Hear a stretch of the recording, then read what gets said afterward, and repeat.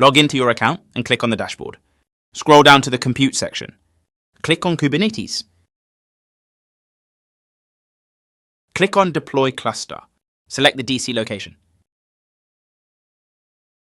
Choose the cluster label and cluster version. Choose the pool worker. Select the pool name, node size, and desired count.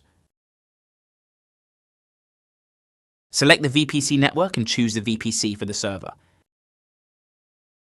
Select the endpoint access info.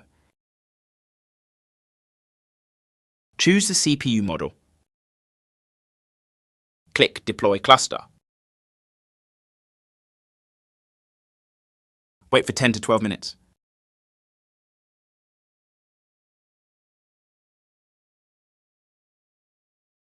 Please give it a few minutes for your Kubernetes cluster to be ready to use.